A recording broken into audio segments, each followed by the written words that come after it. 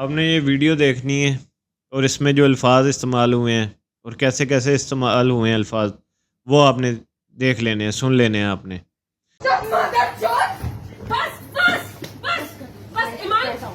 چلو فون پکڑو، فون پکڑو، چلو بس بس بس تمہاری ناک سے خون آ رہے ہیں۔ Please don't make a video. او ہیلو کون video? Hello don't make a video.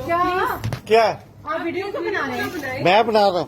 کیوں بنا رہے ہیں ہاں ویڈیو؟ روکو مجھے۔ ایک سیکنڈ، آپ لوگ بدتمیزی کرتے ہو اس کے بعد ویڈیوز بناتے ہیں، بدتمیزی؟ لڑکیوں کا مذاق اڑاتے ہیں۔ بدتمیزی کیا ہے؟ اس لڑکے نے ہمیں مارا ہے۔ تمہیں نہیں پتا؟ کیا نہیں پتا؟ بکواس کرتی ہو۔ چلے چیزیں کر رہا تھا، میں آپ کی ویڈیو، میں انفلوئنسر، میں آپ کی ویڈیو بناؤ، آؤٹ کرتی ہوں۔ بناؤ، جو آپ حرکتیں کر رہے بناؤ۔ ہیں میں آپ کی ویڈیو آؤٹ کرتی ہوں، ان کی ویڈیو بناؤ۔ یہ جو ساروں نے تماشا بنایا نا اس لڑکے کے ساتھ مل کے،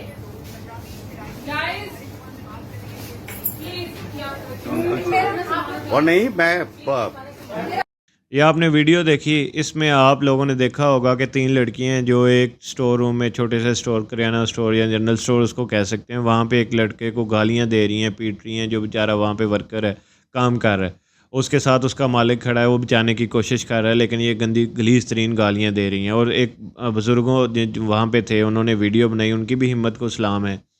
اگر یہی ویڈیو ان کی بجائے، یہ بزرگ کی بجائے، یہ لڑکیاں جو موبائل اپنا نکال کے دکھا رہی ہیں، اگر یہ اپلوڈ کر دیتی تو ابھی تک اس لڑکے کو، اس دکاندار کی دکان بند ہو چکی ہوتی، اس لڑکے کا جینا محال کر دیا جاتا، اس لڑکے کی فیملی تک کو اٹھا لیا جاتا، اس لڑکے کو ہراسمنٹ کے چارجز کے اندر کر دیا جاتا، ان کے اوپر جرمانہ کر دیا جاتا، اس کے اوپر جو ہے اس کو 5 سال کی جیل بھی ہو جاتی، اور اس کا کاروبار جو مالک کا وہ بھی تباہ ہوتا۔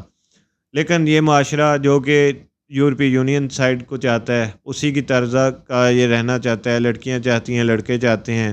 لیکن اگر یہی ویڈیو میں کسی ایک مرد نے تھپڑ مارا ہوتا تو وہ اتنی ہائپ ہمارا میڈیا دیتا، ہمارا سوشل میڈیا اس کو اتنی ہائپ دیتا کہ وہ بندہ، اس کے اوپر پتہ نہیں کون کون سے پرچے کٹ جاتے، کون سی FIR ہو جاتی، کون سی اس کے اوپر مشکلات آ جاتی ہیں، اس کی فیملی ڈسٹرب ہو جاتی۔